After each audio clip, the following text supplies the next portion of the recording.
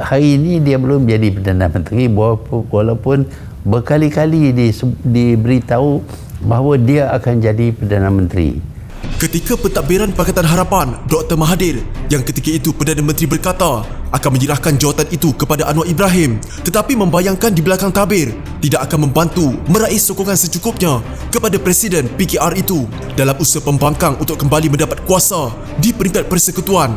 Kedua-duanya juga tidak mencapai kata sepakat dalam soal calon Perdana Menteri. Kini Mahathir secara terbuka berkata Anwar tidak layak memegang jawatan itu. Dalam wawancara bersama The Malaysian Insight yang diterbitkan, Mahathir berkata bekas timbalannya itu tidak mampu mengemudi negara jika berlakunya krisis keuangan dengan menyorot krisis ekonomi pada 1997. Sebagai contoh, kita telah uji kebolehan beliau semasa saya jadi Perdana Menteri. Saya telah bercuti selama 2 bulan antara Mei dan Julai 1997 dan Anwar dilantik sebagai Perdana Menteri pada masa itu.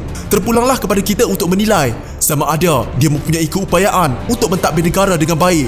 Saya tidak tahu penilaian yang akan dibuat oleh rakyat, tetapi yang jelasnya dalam krisis keuangan 1997-1998 dia tidak berkeupayaan, katanya dalam wawancara itu.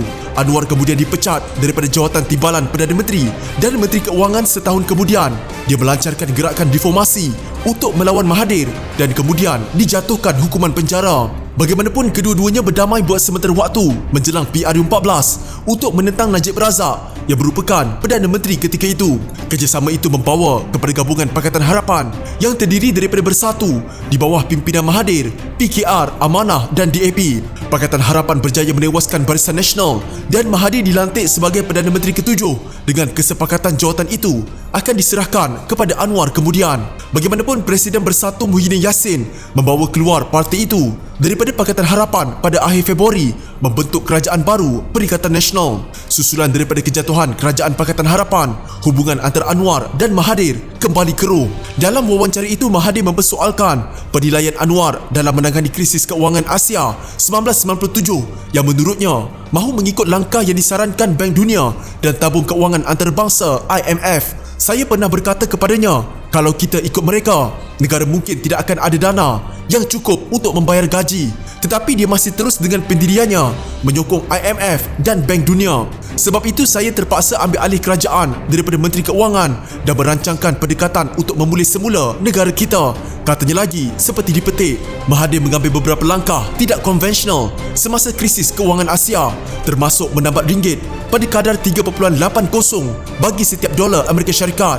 Langkah itu dikritik secara meluas oleh masyarakat antarabangsa, tetapi diperakui oleh IMF sebagai tepat selepas Malaysia menjadi antara negara yang cepat pulih daripada krisis tersebut. Jika anda mempunyai gejala seperti demam, batuk dan sesak nafas, jangan berlengah untuk terus ke klinik atau hospital bagi menjalani ujian saringan bersama kita tangani wabak COVID-19.